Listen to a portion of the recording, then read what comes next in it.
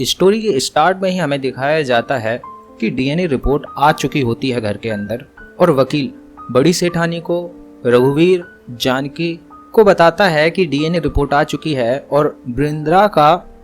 DNA test 101% match हो रहा है रघुवीर के साथ में, जिसको सुनकर बड़ी सेठानी काफी खुश होती है। वहीं राकेश व उर्मिला भी दूर खड़े हुए सुन रहे होते हैं। वहीं बंटी और तुलसी भी बातें सुनने के लिए दूर खड़े हुए थे, लेकिन उन्हें कुछ सुनाई नहीं दे रहा होता है। बड़ी सेठानी खुश होकर सभी का मीठा मुंह कराती है। वहीं रघुवीर तुलसी की डीएनए रिपोर्ट उठाता है और उसको चेक करता है तो उसकी डीएनए रिपोर्ट उससे मैच नहीं हुई थी। जैसा कि आप सभी जानते हैं कि पिछली वीडियो के अंदर एपिसोड के अंदर बृंद्रा की असली मां ने और राकेश के साथ मिलकर वह डीएनए रिपोर्ट डॉक्टर के माध्यम से बदल दी होती है। तो रघुवीर जिस रिपोर्ट को पढ़ रहा था वह वास्तव में तुलसी की रिपोर्ट नहीं होती है, अपितु होती है बृंद्रा की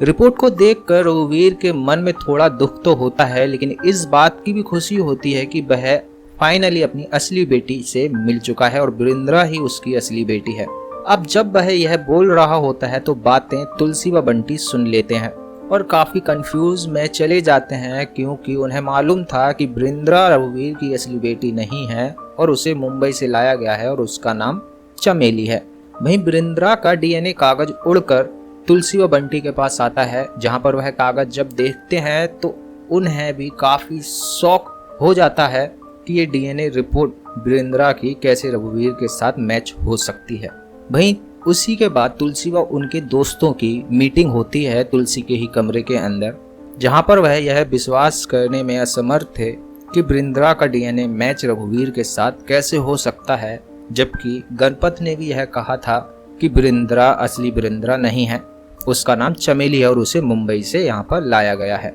और उन्हें सीधे तौर पर राकेश के ऊपर शक जाता है, क्योंकि वही रात के समय पर गायब था घर से और वह समझ गए थे कि डीएनए रिपोर्ट 101% बदली गई है, जो कि दोस्तों सही भी था। वहीं तुलसी भी यह प्रण लेती है कि झूठ कितना भी ताकतवर क्यों ना हो, लेकिन सच के आगे वह टिक नहीं सकता। एक ना एक दिन बृंद्रा का सच बाहर जरूर आएगा, बस हमें माता रानी पर विश्वास रखना है। वहीं तुलसी का आगे का प्लान यह था कि वह परिवार के किसी भी लोगों के समक्ष यह प्रदर्शित नहीं होने देंगे कि वह आगे कोई चाल चलने वाले हैं बृंद्रा का सच बाहर निकालने के लिए, जिससे कि राकेश और उर्मिला को लगे कि तुलसी अब शांत हो चुकी है और इस गलतफहमी में वह कुछ ना कुछ ऐसा काम करे जिससे कि उनकी हकीकत बाहर निकल सके और उस गलती का फायदा हम उठा सकें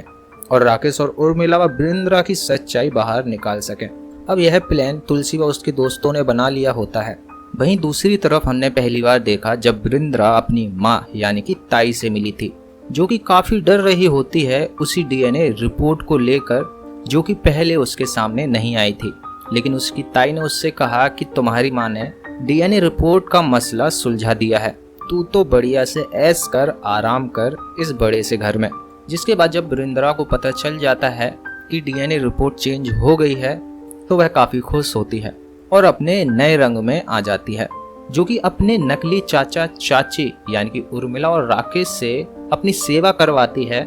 उर्मिला से पैर दबाती है और राकेश से पंखे से हवा करवाती है और दोनों को धमकियां भी देती है कि यदि तुम लोगों ने मेरी सेवा इसी प्रकार से नहीं करी तो इस प्रॉपर्टी जो कि मेरे नाम हो चुकी है 18 साल के बाद मैं इसकी मालकिन हो जाऊंगी, तो तुम लोगों को एक फूटी कौड़ी भी नहीं दूंगी यदि तुम मेरी सेवा नहीं करोगे। अब इसी डर को रहकर राकेश और उर्मिला कहते हैं, अरे मेरी माँ, तुम जो कहोगी वही हम करेंगे। वहीं उर्मिला उसके कान में कुछ फुसफुसाती है तुलसी से बदला लेने के लिए। अब यहाँ पे बृंद्रा तुलसी से बदला लेना चाहती थी, क्योंकि तुलसी के माध्यम से ही उर्मिला, राकेश, बृंद्रा काफी परेशान हुए थे। वहीं बृंद्रा को उसकी माँ का फोन आता है यानी कि ताई का, जिसे वह अपने इस हवेली के बारे में बताती है और वहां पर रखी हुई महंगी महंगी चीजों के बारे में बताती है। उनकी कीमतों को सुनकर बृंद्रा की माँ यानी कि ताई की आंखें की फटी रह जाती हैं कि बृंद्रा की 10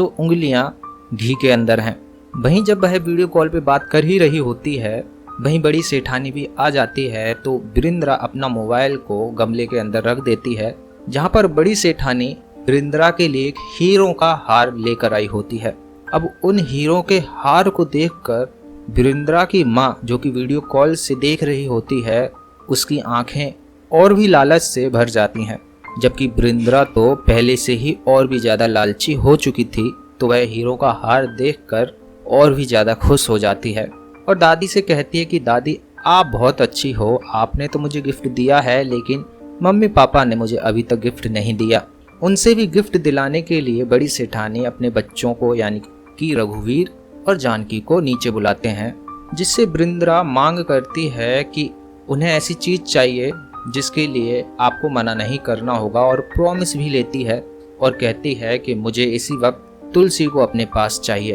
अब यही बात वहाँ काम कर रही तुलसी की दोस्त सुन लेती है और तुलसी को जाकर ज़रूर बताती है। तुलसी अपने दोस्तों को समझाती है कि कुछ भी हो, लेकिन हमें वृंद्रा के बारे में कुछ भी नहीं बोलना है और ना ही कुछ आगे करना है। अब यहाँ पे पूरा मकसद वृंद्रा का था तुलसी को नीचे दिखाने का, जिससे कि वह अपने ऊपर आई परेशानी का बदला तुलसी से ले सके, जो कि हम आगे के एपिसोड में एक्सप्लेन कर बताएंगे। यदि आपने सब्सक्राइब नहीं किया है हमारे चैनल VKYT एक्सप्लेनर को, सब्सक्राइब कर दें और दबा दें बेल आइकन। सब्सक्राइब करना टोटली फ्री है दोस्तों, आप सब्सक्राइब कर हमें मदद कर सकते हैं